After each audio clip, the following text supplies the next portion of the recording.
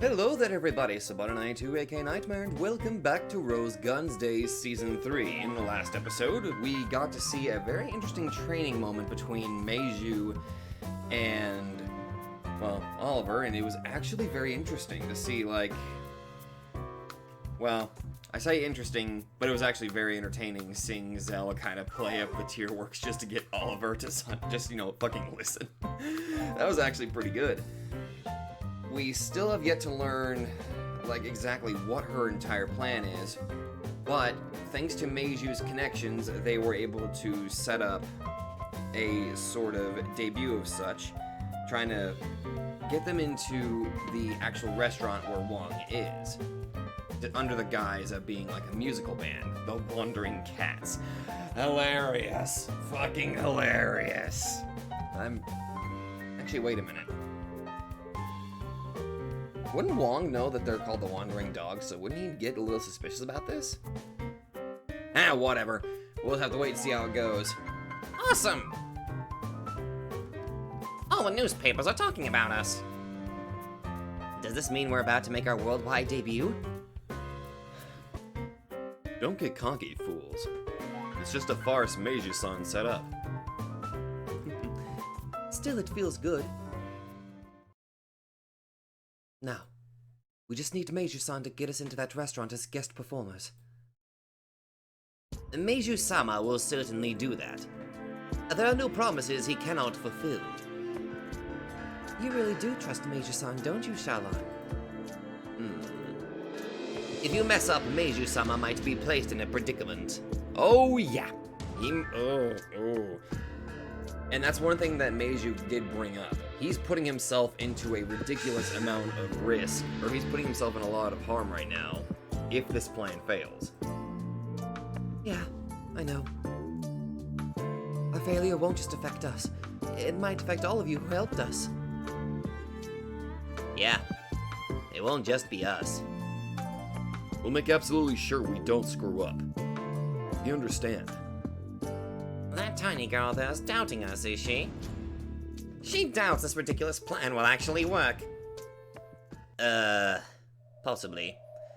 If you're still immature, I'll stop this plan even if it means cutting all the tendons in your legs. Fuck! Jesus! Everyone, it looks like Xiaolan wants to test us, to see if we can really do it. Fine with me.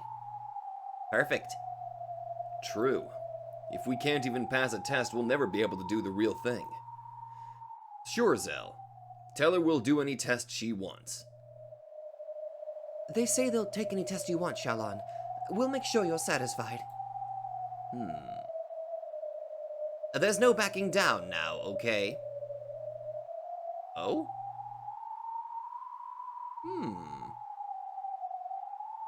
It's another one of those moments where I was that close to the end and I should have just kept on going, but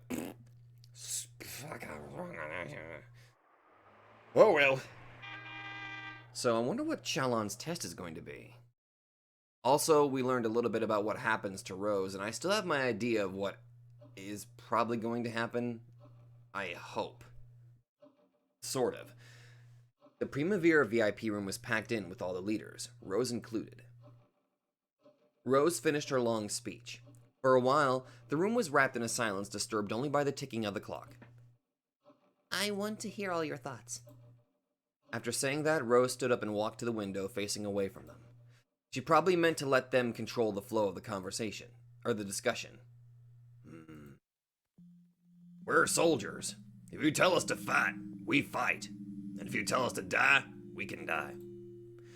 We can do that because we believe our deaths will form the cornerstone for our countrymen. There's a difference between being prepared to die and dying like dogs. Of course, we can die because we'll be revered as honored war dead. And our wives and children will be fawned over in their hometowns for being the relatives of heroes. Yeah. Simply put, we aren't afraid of death. That's why we're, well, like a bunch of spoiled brats who want to be fawned over. You aren't wrong there. How pathetic. Are you so afraid to lay down your lives? Don't get the wrong idea, kid. It's just that it's boring to put your life on the line for no reward. Wayne-kun, would you risk your life for a job that had nothing to do with Madame Rose, and that didn't even help Primavera? Okay, enough of that. Don't bully Wayne. The bosses all wore uncomfortable or vague expressions. Apparently they hadn't fully accepted the decision Rose had made. However, they also knew this was the best possible plan. Okay, what's Rose planning? To protect the lifestyles of their fellow Japanese, and to protect the future of their countrymen. Something that seemed to be the best choice for this era might not be the best choice for the future. When making a choice with the future in mind, it's possible that the choice will seem far from ideal for the current era.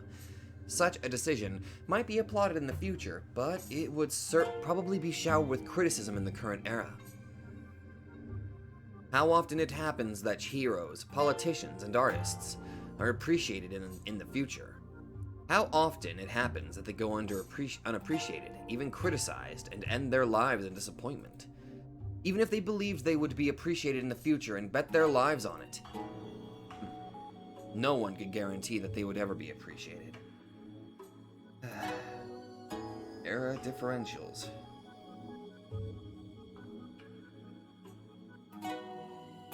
After much thinking and broken hearts, Rose and I reached this decision regarding the GDS's ultimatum.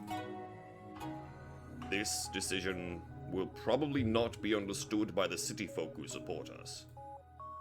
No matter what we say, they are unlikely to listen. They will probably believe that we, the ones who stood up to protect their countrymen, have betrayed them, and they will criticize us for it.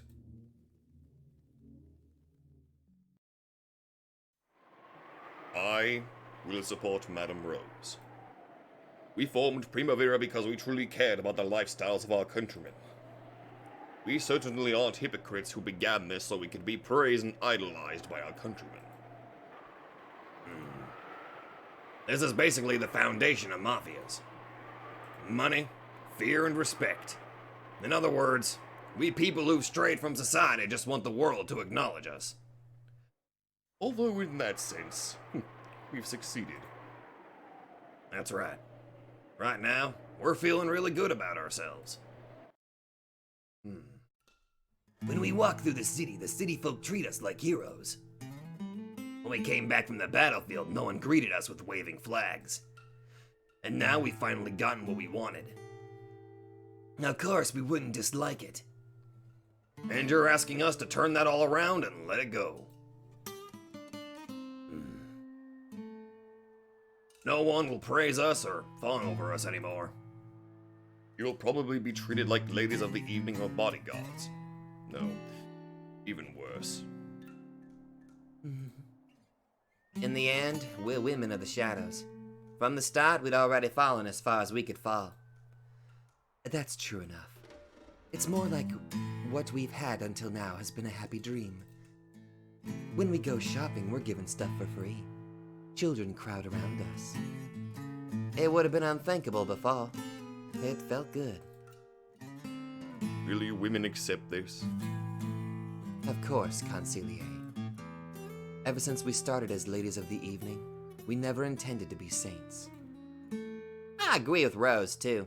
How long you guys gonna long for mama's breasts? You're in for a trade that can't be bragged about under the sun, right? How many of you are saints with no blood on your hands? Let's go back. Back to being people hated by the city. Isn't doing dirty jobs that no one wants to what the underworld's all about? Any babies who are playing at Mafia while wanting to be fawned over can go home, okay? That's harsh. But you're right. Since the distant past, men have been creatures who can't easily get out of the kotatsu once they've gone in. And this decision would be like kicking the kotatsu away and abandoning it. Primavera will probably lose the support of the people. The people will probably criticize the decision and remember it for a long time. That probably won't change until we die. But even so. I am certain that this is the best decision for the Japanese people. it's kind of unfortunate that they're basically putting themselves in the negative light, but it's for the better of the people, because they live in an era where advancement is just basically outspeeding them, and they can't get it. Rose had a good idea. She wanted to try to get the original soy sauce back into circulation to the point where the common folk could actually get it at a relative price. But the problem is, the economy had to get to the point where it would be able to be easily made a lot faster, but still keep its original properties. The problem is, that requires a ludicrous amount of money, and they just don't live in the right era to allow that. I mean, she had a great idea. It would be expensive now, but then it would be a cheap commodity. It would be cheaper in the future. But it's just the era that she's in.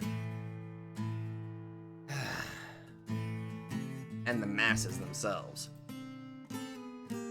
I won't force anyone to support me if they don't agree. After all, no one can guarantee that I'm right. I'll stick with Madame Rose. After all, I'm an unpopular stray dog. I'm not built to get smiled at and fed by passerby. Being hated is just fine. Getting fawned over by city folk is shit. Well, I imagine you would say that. What about you veterans? Don't tell me you entered the army because you wanted to be popular with the ladies. Yeah, there were people like that. I won't deny it.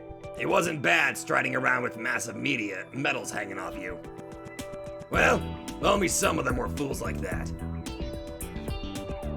For most of them, it was just a single slip of the draft notice. For a slip of paper that cost .015 yen to post, everyone would cry and give a tearful farewell to their child. Oh, that takes me back. In the end, we're soldiers. Unless someone orders us to go out and die, the best we can do is drink and be a burden to our wives and children. When are you gonna get married, dude? So, that's what this is about. Our will doesn't mean a thing when faced with a single draft notice. Are you okay with that, soldiers? You're our leader, and the madam is the god who rules above you. If the great and mighty madam has issued a decree for this big fight, we can't refuse. After all, we're a bunch of hated fools. Best is fools act like fools and try not to think about complicated things. And hated people better act like hated people. And get hated like hell. Madam, you sit at the peak. We'll obey you. And anyway, what Wayne-kun said makes sense. Huh? We may not look it, but we're pure evil. I was just starting to think that being fawned over by city folk didn't suit our character. Oh my god. Alright, we're the bad guys. Wait a minute. Rose, it seems we have a decision. Thank you, everyone. Thanks for deciding to walk down this thorny path with me. The city folk will probably turn on us. I'm sure it'll be painful and sad. But I'm sure that someday, even if it's in the distant future, our countrymen will understand. I wonder how this is actually going to work out, though, with what the wandering dogs are doing. Like, And so, Madame Rose's decision was met with unanimous approval. It marked the end of the strange season, where they were fawned over by their countrymen despite being members of the underworld. They would be abused and scorned. No one would look back on them, and they would not be rewarded. Rose and Primavera decided to walk down that thorny path. And it's a tough decision they had to go through with. Good God.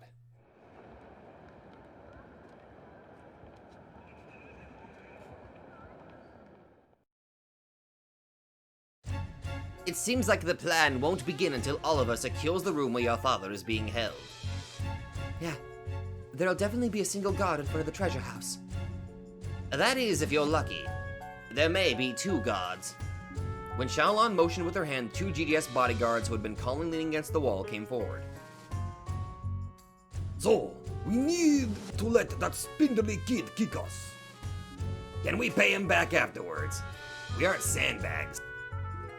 The first move alone will beat Oliver's. After that, you can fight back however you like. I think that is fair. Also, again, this is extremely beneficial for us because we have, like, Lee's faction. They're actively helping us. And it's also a fantastic way because we've actually got trained guards here. I don't know like the skill level difference between Lee's faction and Wong's faction, but I want to believe they are around, like, let's say the same skill level. So this right here would be a very, very good test, having not 1, but 2. 3 if we're extremely unlucky. Everyone, please give it your all, without holding back. Sheesh. She brought out some tough ones. There'll be no problem for Oliver. An easy win. I know. Still, it could be extremely difficult to take out both of them with one hit. So I get a second helping right from the start. Perfect. The more training partners to test the kicks I learned from Lee Meiju, the better. Meiju-san gave you his stamp of approval. Believe in yourself. Oh! So he actually got... Oh, cool! What about you, Zell? Do I have your stamp of approval? Of course. Okay. No problem. Zell, some Chinese, please. Call for some help to carry those 2 big guys to a bed. Oh, I hear the boss taught you how to kick. I'll let you use my chest just to see what you've got, okay? If you get a fail, you'll be getting the rest of your training from the boss on a hospital bed. They're ready whenever you are. Oliver, good luck. All right. After jumping a little and loosening up his body, Oliver let out a deep breath. Apparently, he had completely emptied his lungs. Shalon immediately recognized it as a unique breathing technique Meiju used to concentrate during real battles. Are you... Wait, breathing tech... Is Meiju a demon slayer? I'm sorry. Oliver slowly walked forward, closing the distance between them. He walked with a neat and quiet gait. He hid the sound of his footsteps well. This style of walking was the foundation of the assassin's techniques he had learned from Meiju. When the bodyguards saw this, they went pale. They earned their food money from fighting. They could feel the unique, well-polished killing intent. So they reacted reflexively. Even though Oliver was supposed to get the first move, they moved first. Right before it came, they sensed that Oliver's first attack, which they were supposed to let it hit them, was something to be feared. Good luck! Holy shit, Big Boy's hit me with his elbow.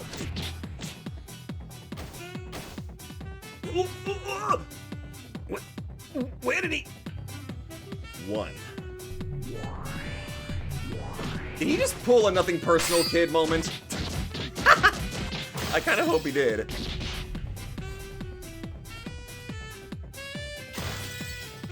Get... Ah! 2.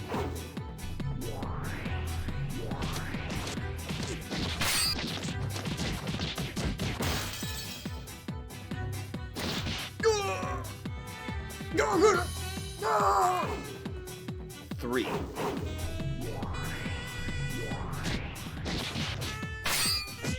Pick the rose card!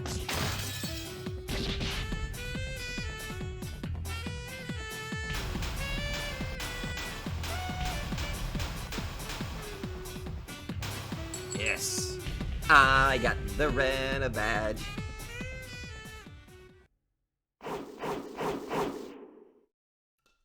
It was a wonderful performance with beautiful flowing footwork. Oliver had always had talent when it came to fighting. Courage and kinetic vision, power and speed. He had all the foundations. However, he'd had neither techniques nor knowledge. Those things only mattered when all the foundations were present. So this was inevitable, and it was perfected. The 2 bodyguards received fierce attacks to vital areas and were knocked out. They'd probably wake up in a while, but it should be easy to tie them up and throw them somewhere in the meantime. How's that? Nice! That was amazing! You've really been training hard, Oliver. Heck yeah. Oliver's dynamic movements work well with the precise movements of the Chinese martial arts. It would have been perfect if he took the second one down with a single hit, too. No, there's no problem. Healy immediately decided the first hit hadn't knocked him out, so he moved onto the second hit without hesitation. Those were perfect movements. An incredible concentration. We're the wandering dogs. Like I'd let a screw up of mine shame Zell. Shame? You're my pride. Oliver looked embarrassed and fairly pleased with himself. On the inside, his heart must have been racing, wondering what would have happened if he failed. He'd managed to push that aside completely, if only for a short period, and move accurately and calmly like a computer. Techniques to improve concentration probably suited him better, even better than kicking techniques. How was that, Shalon? I would give that a 7 out of 10, but I say you passed. Eventually, the knockdown bodyguards began to come around. Then they shrugged with forced smiles. That's one badass brat. That precision's definitely the boss's kick. I'm spellbound. Shalon, they pass. This brat can do it.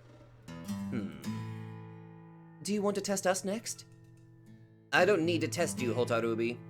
I trust you. I'll test those two. For Xiaolon, there was a huge difference between people she trusted and people she didn't. That, in addition to her behavior, was very much like a cat. Accurate. Alright, perfect. So, how are you gonna test us? Let's move. It won't be a test in such a bright place. Yeah, it'll probably be dark inside the restaurant after all. Not a bad idea. Okay, so my initial theory about that Nina and Charles kind of have to work together for their part. I'm wondering if it's my idea that I initially had, where Nina knocks the key out, but at the exact moment, Charles replaces it with the fake. I wonder how that's going to work out, though. The lighting in Wong's restaurant was kept dim to play up its luxury appearance. It didn't matter much for Oliver's close-range fighting, but it would be an important factor for the two who had distant targets. It'd be no excuse that the lighting on the day of the plan was darker than expected, and made them screw up. Right. In that dark restaurant, Wong was holding an open newspaper. On it was an introduction to the Wandering Cats, a songstress and her band from the alleys. Oh, how heroic! A band of orphans from the alleys, huh? I hear they've been performing in the Small Rock region as well. A subordinate who heard them in person said she had quite the singing voice. Even a Hollywood director showering them with praise. Oh, nice. Doesn't the part about the beautiful songstress catch your interest? I like it. I can't get enough of stuff like this. They're in the middle of a boom right now, are they? Things like this are no fun unless you appreciate them when they're hot. I thought you'd say that, so I've already made arrangements. Now that's my little May. How considerate. Not at all. In truth, I've been wanting to hear that singing voice myself. Wong had only received an order from the GDS to hold Zell's father. He had no interest in men, and of course, he had never met Zell and had no relationship with her. Really? I figured that he would have at least seen what Zell looks like. Oh! It was only natural. Employed assassins are merely dangerous. He may use them, but he wouldn't willingly meet them directly. A wise man keeps away from danger, or whatever the proverb was. And so Wong himself gave permission for Zell and the others to enter his own castle. Damn. That's right, little May. When do you think you'll be able to invite those wandering cats over? That depends on how negotiations go. Is there a particular day you would prefer? That's it. Wouldn't it be interesting if we did it the same day we invite Madame Rose over? Uh-oh. Oh? This will be Japanese people showing off their talents for Chinese money in a Chinese restaurant. Don't you think that's just perfectly fitting for the Japan that's coming soon? You always think of such amusing things. Explaining to dreamer girls about reality in a way that's easy to understand. Don't you think that's the responsibility of their seniors in life? Yes, come to think of it. Aren't we about at the first week, with the poison Hotarubi gave to Madame Rose will start to take effect? Now that you mention it, you're right. Let's have those kitties sing her a lullaby. To put Madame Rose quietly, gently to sleep. My, just the sort of consideration I'd expect from you, honored brother. You'll be there that day too, won't you? Of course. I must witness the resolution of our bet. I'm glad you remembered. I doubt that night will leave either of us bored. So I'm counting on you to set it up. I can't wait. Uh-oh. Understood, honored brother. Pardon me, boss. Madame Rose has contacted us about the timing of your meeting. Do they understand that this will be the final meeting? They do. Richard stated that he understood. My. It certainly seems it will be an amusing night. Oh!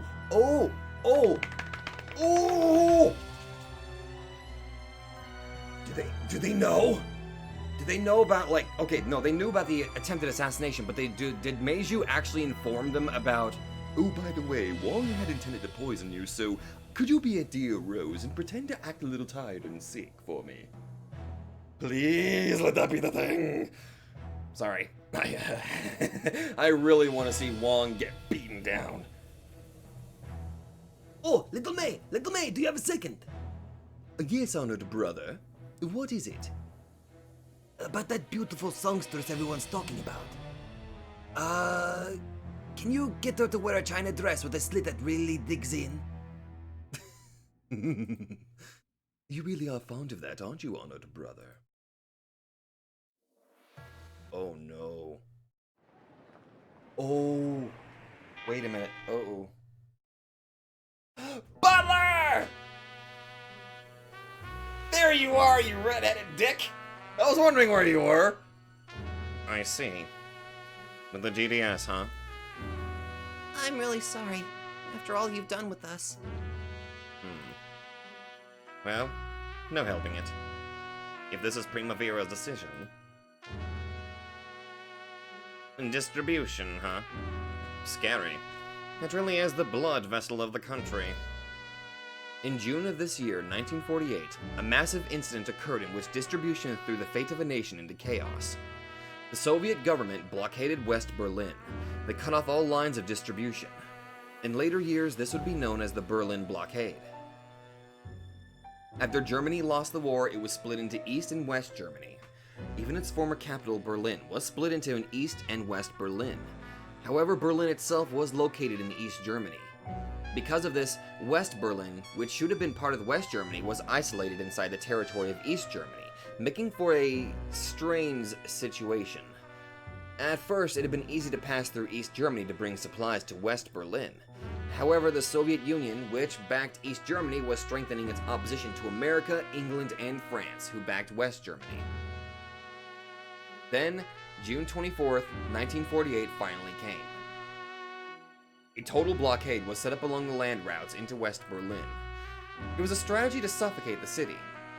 It's said the Soviets hoped this would cause chaos among the people of West Berlin and lead to riots. And that, as a result, it would lead to a rise of socialism that would end with West Berlin joining East Germany. Of course, the Western camp, including America, Britain, and France, didn't intend to sit around with their fingers in their mouths. And yet, neither side wanted to spark off another war in Europe, which still hadn't healed from its wounds in the last war. At that point, the era of wars with guns and bombs ended, and the curtain opened on the era of wars via distribution. The food, medical supplies, fuel, and necessities West Berlin citizens would need were estimated at 4,500 tons. That was the amount they'd need each day. Christ! That is... well, I'm not very...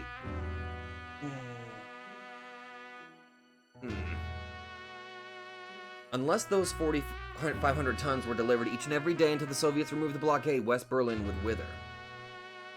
To counter this, the Americans, British, and French focused on the one route that hadn't been sealed, the sky. They decided to engage in a massive, unprecedented air transport campaign over Berlin, involving hundreds of transport vehicles. In June 30th of the same year, American Secretary of State Marshall announced that he wouldn't abandon the people of Berlin. He announced that he would put the dignity of the Western powers on the line to protect the lifestyles of those in West Berlin. Wan Young-hong must have known about the Berlin blockade in great detail. That might have been his inspiration for his strategy against Primavera. No, maybe it was the other way around. Chinese merchants, who resiliently sold to all sorts of countries, had known this since long ago. Distribution forms the blood vessels of a nation. When it's cut off, the country dies. This war, with the new name of distribution, was being fiercely waged at this very moment in the skies above Germany.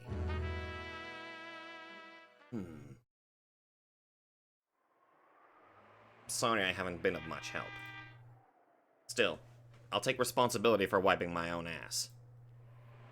Thank you very much, Captain. Forgive me for being a burden until the very end. Forget about it.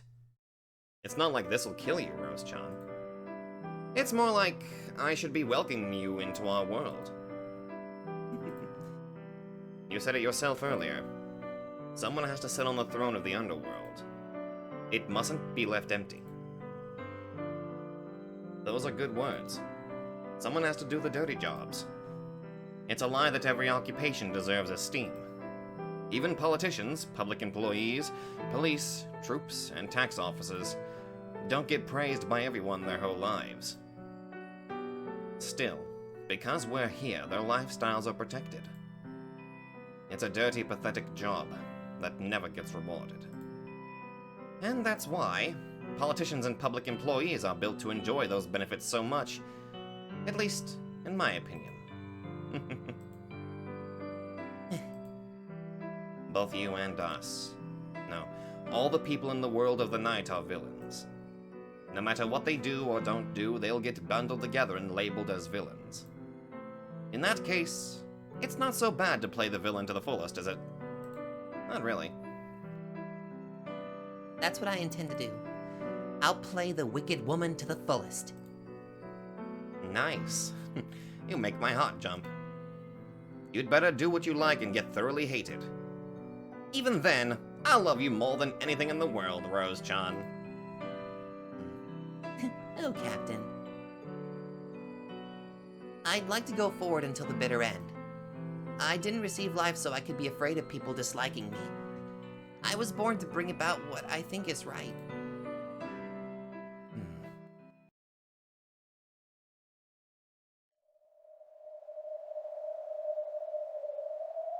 At night, the storehouse was lit by only a few bare light bulbs. Shadows were pitch black. So black that if you gazed at them, you'd start losing your sense of balance. This was just way too dark. Wong's restaurant was surely going to be lighter than this. Charles and Nina reached their appointed positions and heightened their concentration. The real thing starts once all of us secures the treasure house. And then we'll decide the match. In front of Charles was that safe that had been on the table earlier. Charles put the key into the keyhole and tested its feel once again. I'm ready whenever you are. Nina? Bring it any time. Let's go. You've gotten really good with that new slingshot, huh? Leave it to me. By now, it's a part of my body. Nina easily pulled back the new powerful slingshot band for show. By now, though her upper arms was still just as thin, it seemed to have a wild resilience to it. Start the test whenever you like. Give us the signal. Nina would snipe a distant target in the dim light with a lot of force. And Charles would take a key he'd stolen and, also in the dim light, throw it accurately to a certain spot behind him. Both of them had to perform those actions accurately and silently, and with movements small enough not to arouse suspicion. Okay, then we'll begin when Zell counts to 3. Everyone, I'm going to do a countdown. It'll go 3, 2, 1, and then you'll start on 0. Okay. We'll do it on the first try. Are you ready too, Oliver? All right. Oliver waved his hand in response. he alone was standing far from everyone else. That spot was Nina's sniping target. There, Oliver would measure whether Nina hit her target. Bring it whenever you're ready. Don't screw up, you two. Don't take us lightly. You aren't the only one who's been taking special training. Zell, count it down. Oh boy. Okay, here I go. 3, 2, 1.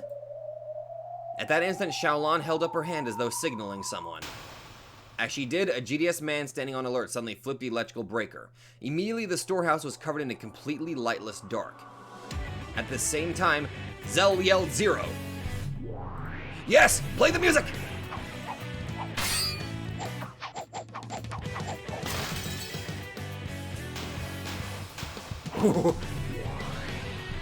I fucking love this theme.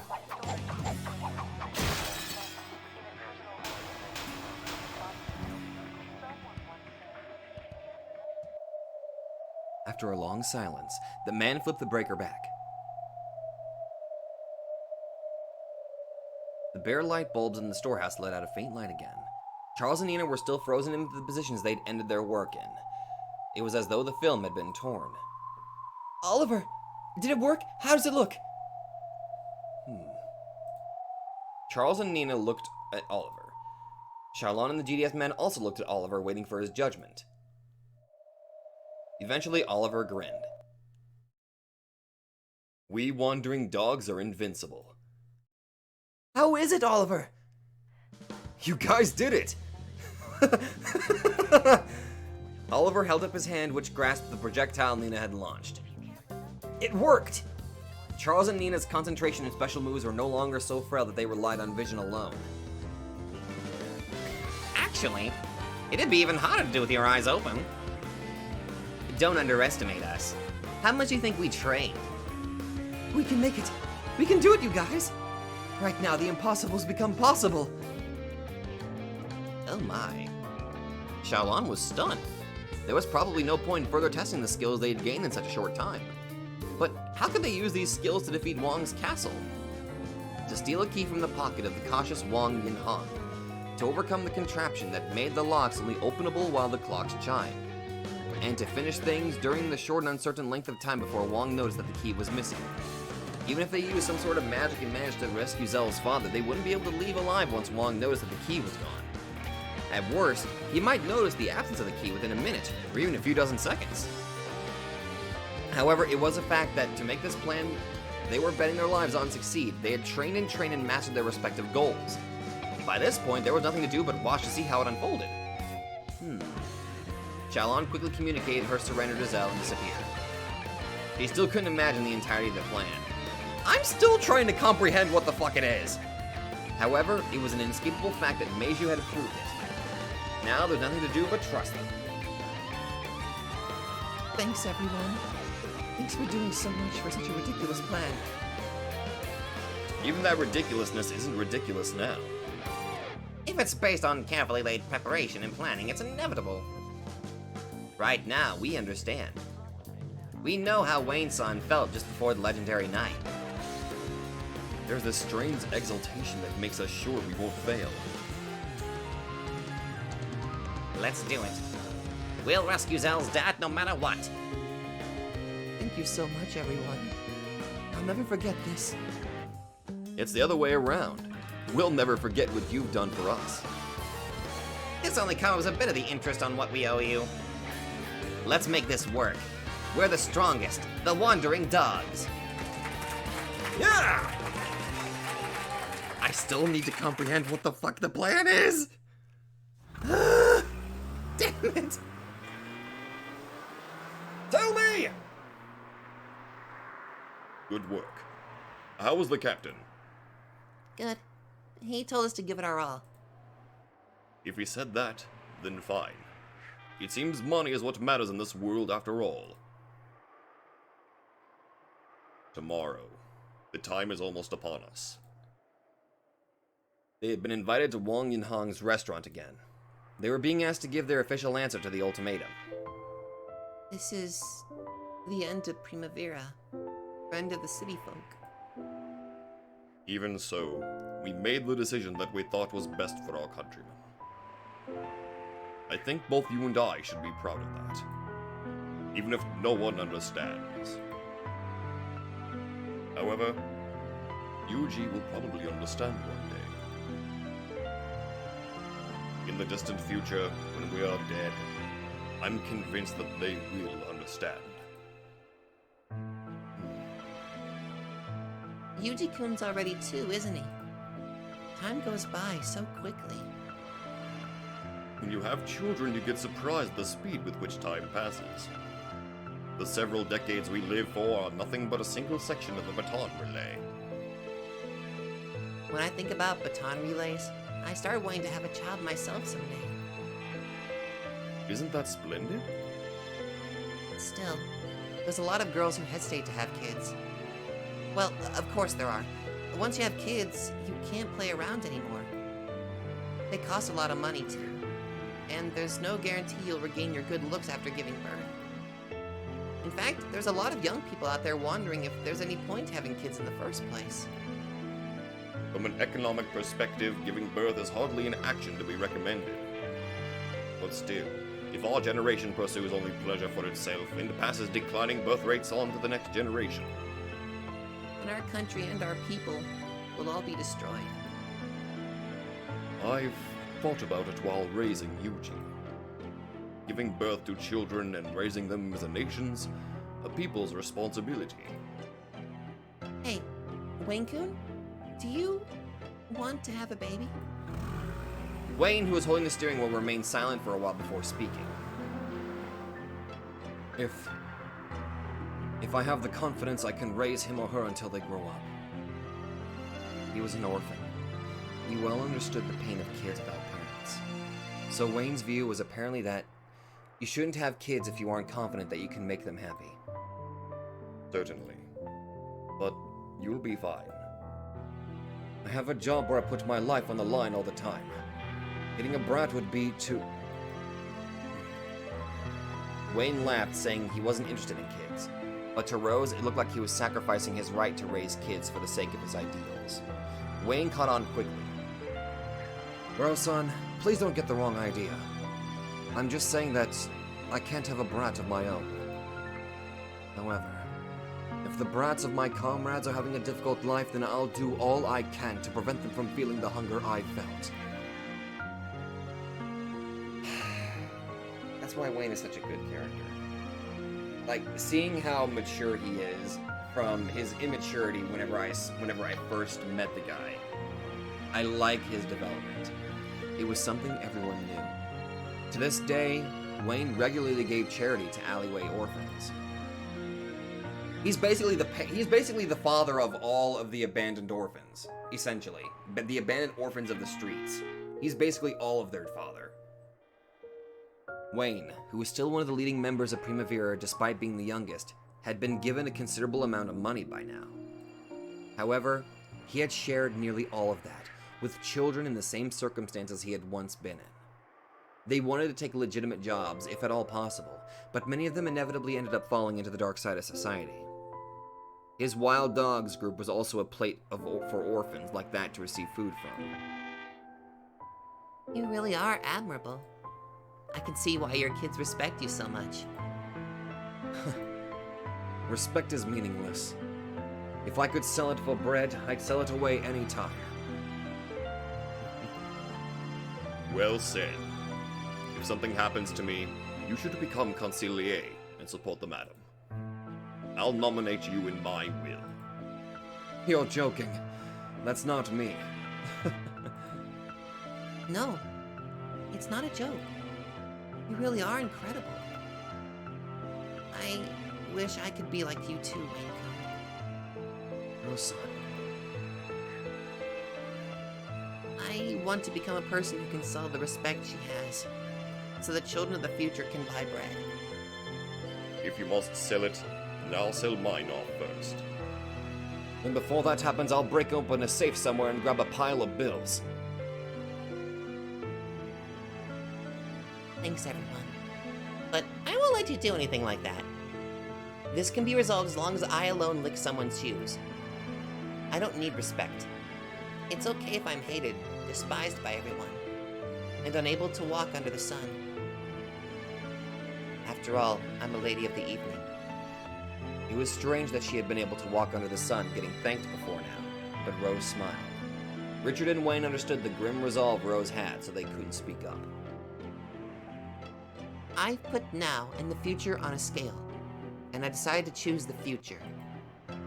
As compensation, I'll pay the now. After all, I promised him to guide and reach our destination despite it all. If only he were here right now. From what I've read in the papers, the fighting is apparently quite fierce.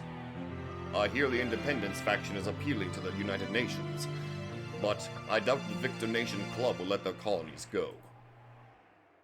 I miss Leo. Bring him back. I know he's fighting, but I miss the dude. I promised him. I promised that I would revive that good old homeland in this place. However, a year after making that promise, it's becoming impossible to fulfill. Then, at the very least, I need to pass what we have on, even at the cost of dirtying myself. Even if our countrymen throughout the city hate and despise you, he will... That man alone will understand you no matter what. Of course, I understand too. We understand. That was why Rose was able to choose the thorny path, because she has a lot of people that really understand and support her. Richard, who had thought of even marriage as an economic burden, realized for the first time how important it was to have a partner. And for the first time, he understood that it was impossible for a single person to change and guide the world. After all, the individuals known as humans are so weak and lacking in bravery. No one can remain sane after having the whole world as their enemy.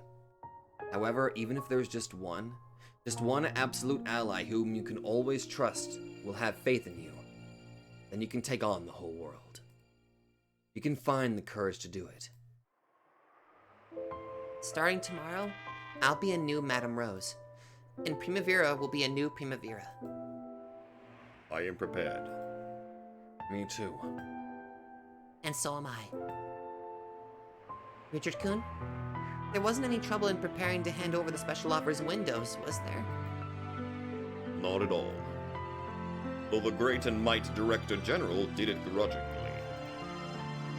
On the inside, he probably doesn't want to hand the City 23 special offers windows over to the Chinese. It must have been tough. Thanks for setting it up. And the Union? No problems. I've applied a gag order to see that the information doesn't leak for some time. Thanks. That must have been tough too. How so? This is the path you, we, and Primavera has decided upon. Yeah. It's the path we decided on. They had already decided their answer to Wang Yinhang's ultimatum. Would they accept Wang's demand that they hand over the special offers windows and break up the Japanese labor union, or not? If they refused, the fragile Japanese colony born in City 23 would be overwhelmed and crushed by a torrent of goods. As they'd already heard from Claudia's info, several big Japanese businessmen had already been nearly won over by the GDS. Merchants are clever. Their sense of who to bet on to make the most money almost amounts to foreknowledge. DSERA! Overwhelming money and things. It was the same as that war. There was no chance of victory from the beginning. Again, I'm wondering how the Wandering Dog's plan is gonna fit into all this. Primavera will submit to the GDS's demands, handing over the special offers windows and disbanding the union of our countrymen.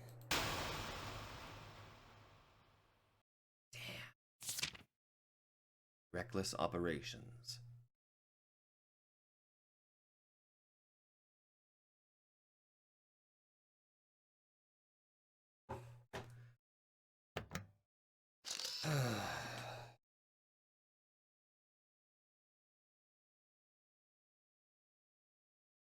That just...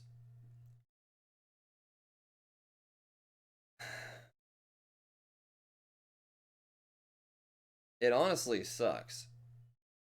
But I'm just curious. I'm wondering exactly how her plan is going to work. Or what exactly... Or I'm wondering how things are going to change. I mean, specifically with what the wandering dogs are going to do.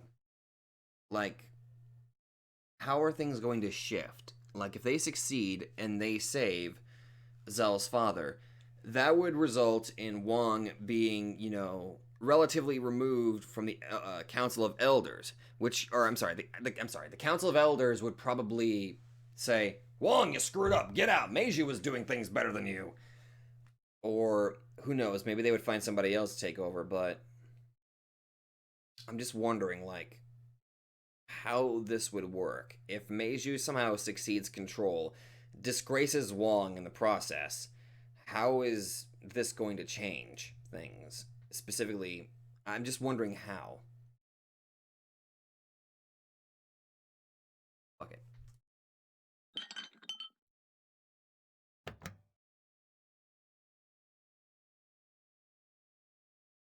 If it starts immediately at the beginning of the actual plan itself, then I will end it there, so that way we can keep the plan in action in a single episode. The Wandering Dogs in Primavera. The fateful day for both groups had arrived. To Zell and the others, it was the day of a decisive battle, their first and last chance to rescue Zell's father. To Primavera, it was the day to decide whether or not they would swear obedience to Wang Yinhong and the GDS. October 20th, 1948. A Wednesday. The weather was oddly hot and humid for the season.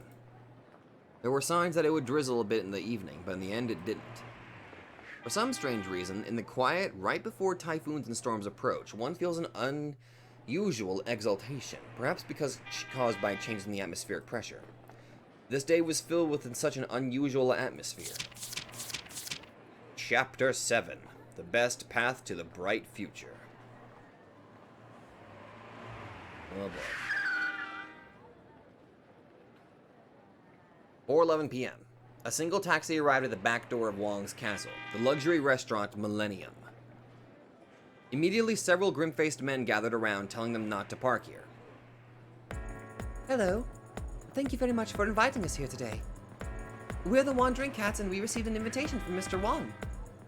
My, how rude of us. We've been waiting for you, and the owner has been too. Allow us to carry in your luggage. Hey, bring it in!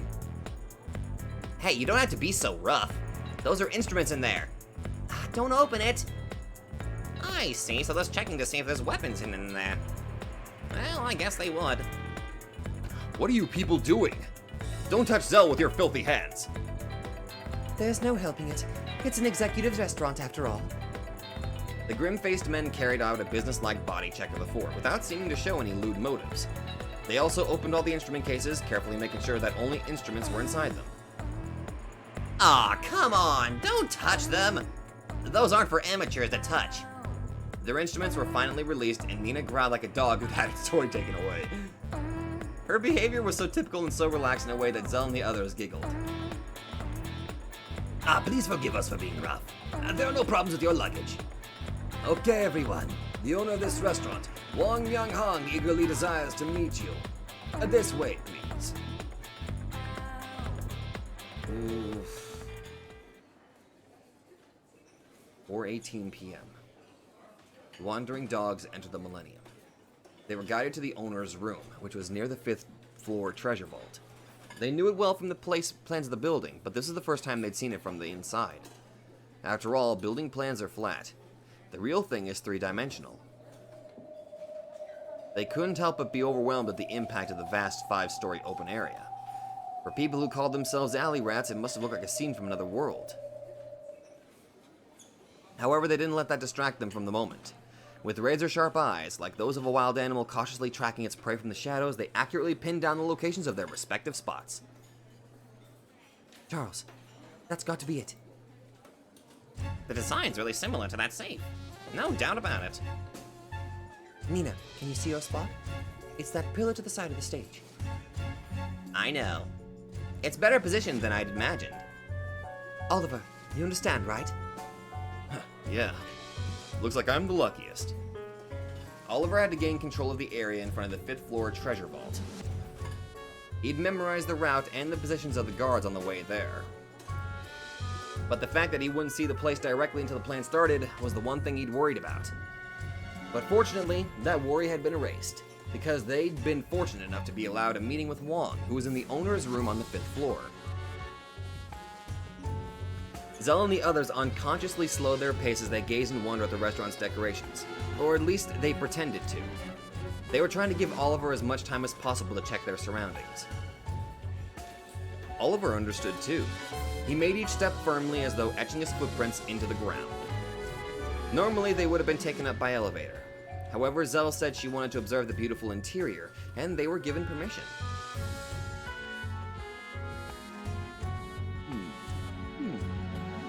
So, think it'll work?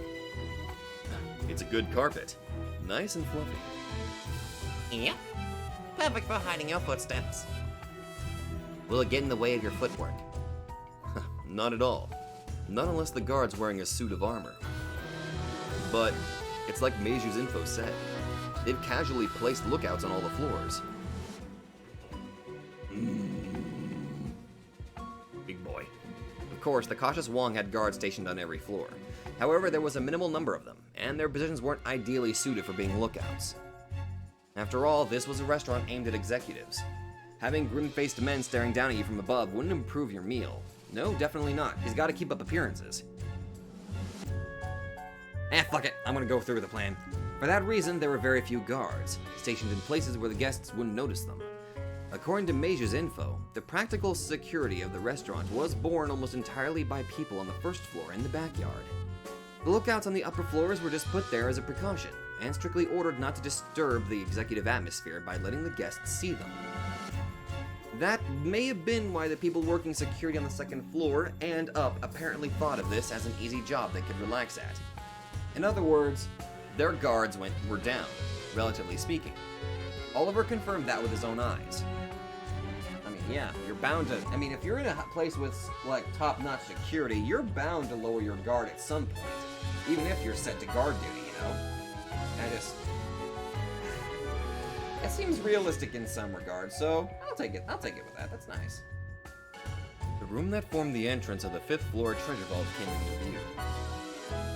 After seeing that, Charles and Nina voiced their awe at the scene stretched out below them, leaning over the rail and jumping about. Their guides laughed at the antics of these excited poor people. During this time, Zell and Oliver casually checked the entrance to the vault. There were 3 vaults, and their entrances were connected by this small room. And the door on the left, behind that door was where Zell's father was being confined. And there was always one guard in front of that door. Even by following the optimum route, making the best use of all blind spots, this one person would have to be defeated head-on.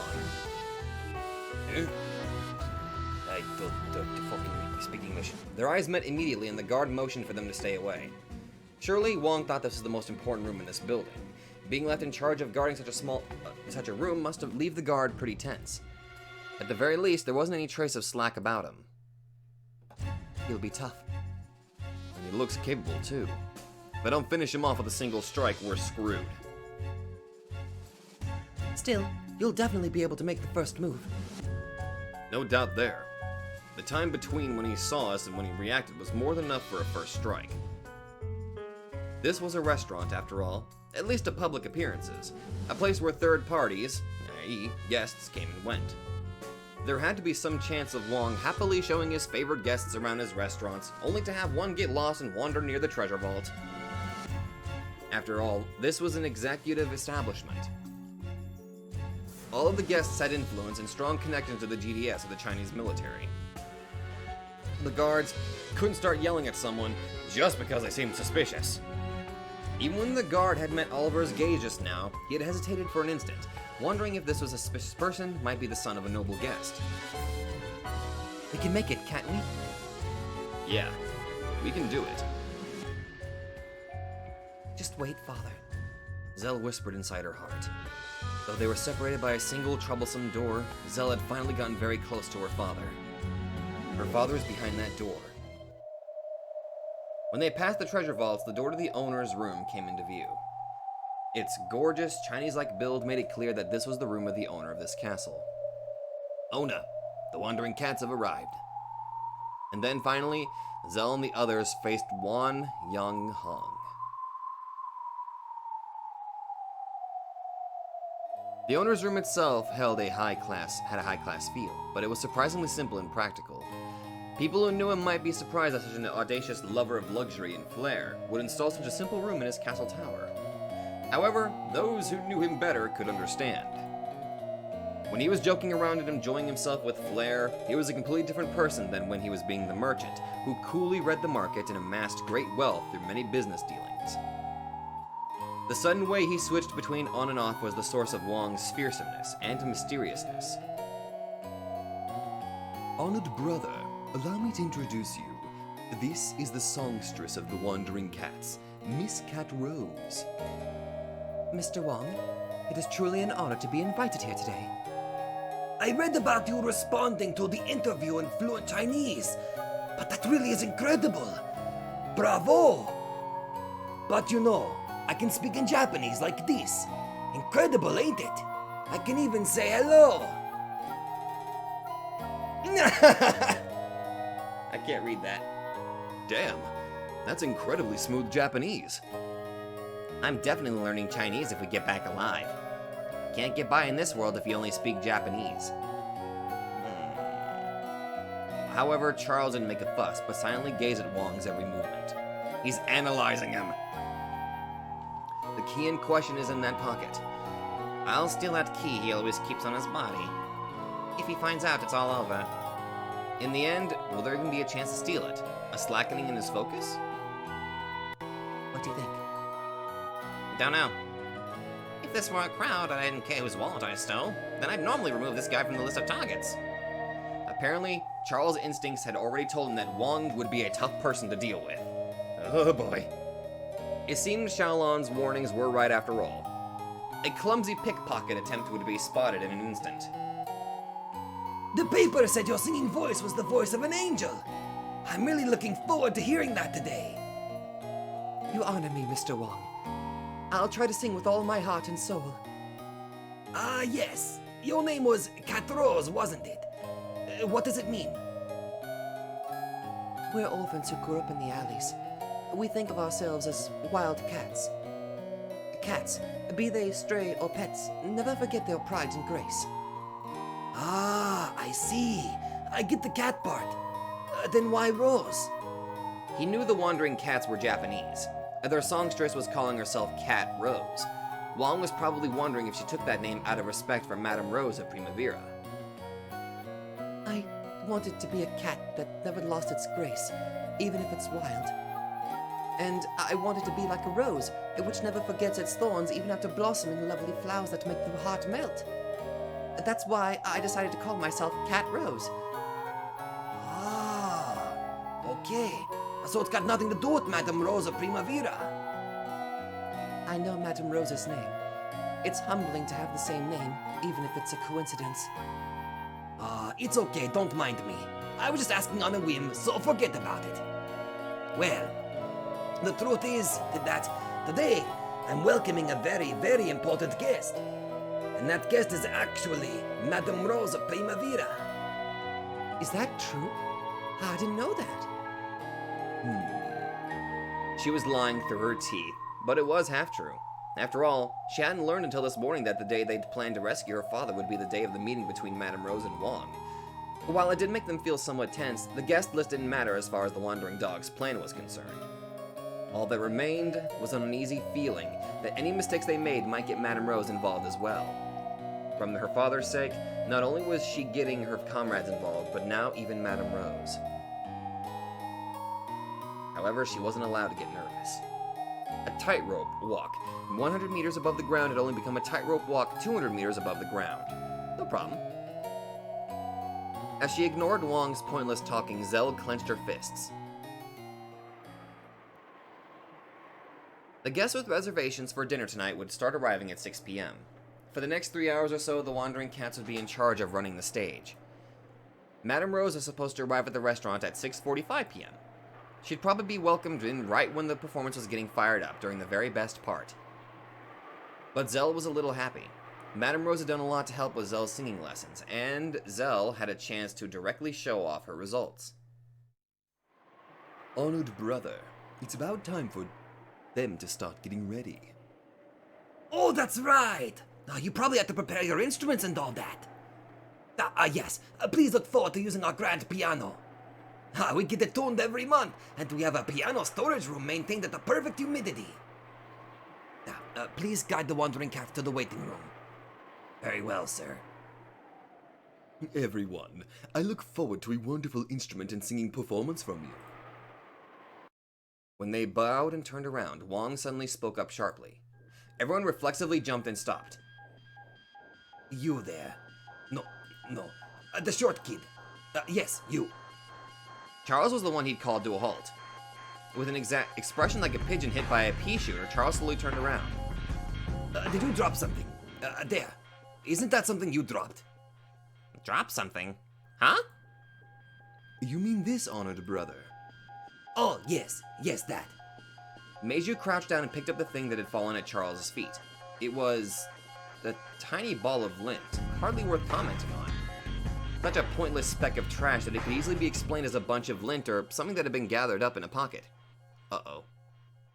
It's just trash. We'll make sure this place is thoroughly cleaned. Oh, so it's just trash.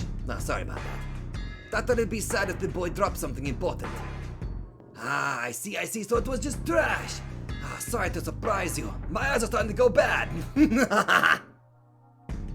I've got a really bad feeling about this.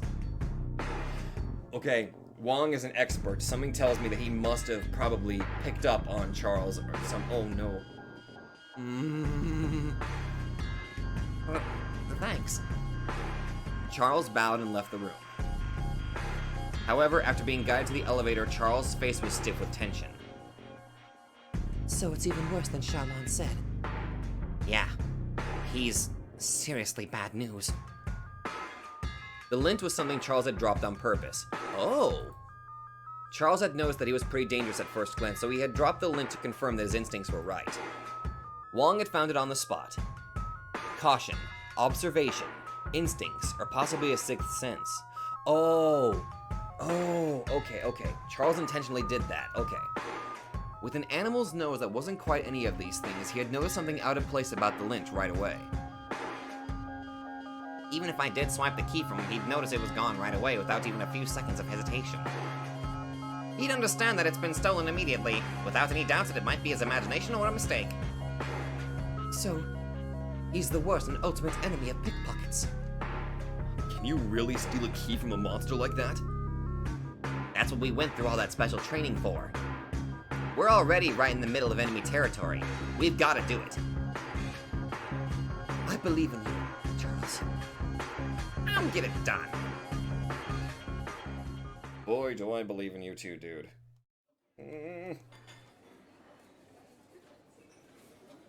5:13 p.m. The performers started getting ready on the stage in the first floor restaurant. As they checked their instruments and the sound, they calmed themselves down. For people as young as they were, they spent time holding their breaths in enemy territory this time. Spent holding their breaths in enemy territory was probably the most tense of all. At this point in time, the wandering dogs didn't have guns or even need a slingshot. They couldn't bring them in because of the body check. It was Xiaolon's job to get them those. Smart. 5:48 p.m. Xiaolon arrives at the guest waiting room where the wandering dogs are. She hands over 3 guns and a slingshot. Thanks, Xiaolon. Meiju-sama is the only one you should be thanking. At first, it looked as though Xiaolon, a member of the GDS, had just carried the weapons in because she didn't need to take the body check, but that wasn't all there was to it. Wong forced outsiders to undergo a thorough body check, even if they were members of the GDS. In other words, Xiaolon had come here via a method that avoided the body check. Xiaolon, your nimbleness is your greatest weapon, isn't it? I'm small, after all. With her natural nimbleness, Xiaolon could scramble up anything and reach anywhere like a monkey. It's a monkey. That was the only survival technique she'd gained after living as an alley rat. Pickpocketing, purse snatching, burglary. In traffic out of reach of the law, she would surely be caught and beaten to death without trial for any crime. by mastering the art of escaping to places that adults could never reach. This small, nimble girl had built an athletic ability that surpassed those of normal people. To her, this complicated and mysterious concrete jungle was practically a jungle gym where she could move about in 3 dimensions however she pleased. Even to get here, she hadn't used the first floor entrance, but had climbed to the roof from the outer wall, sliding through a narrow duct. It was a skill no one but she could imitate. You all understand, right?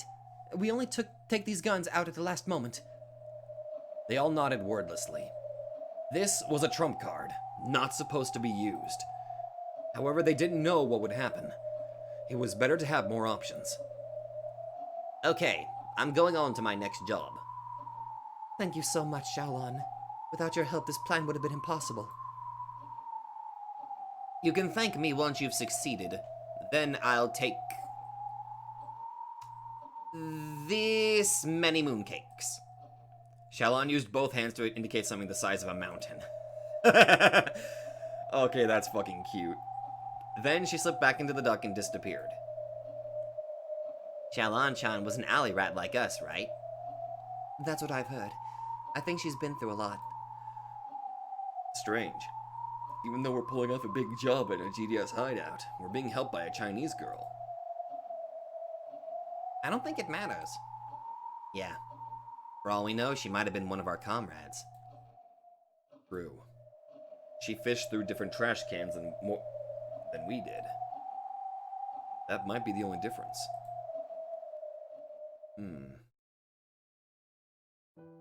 Thanks, everyone. I'm so glad I met you with the wild dogs. I'll be a wandering dog all my life. No matter what. Even if I die. Without a signal from any of them, they held their hands out and stacked them on top of each other. The clock was almost pointing to 6. So the curtain finally opens on the stage for the Wandering Cats. And it also opens on the once-in-a-lifetime job for the Wandering Dogs.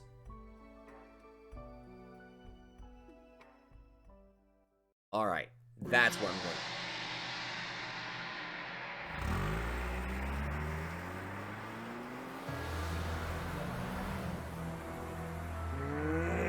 That's where I'm gonna have to end it. I hate that I'm gonna have to end it here. I really hate that I have to. Damn it. It's getting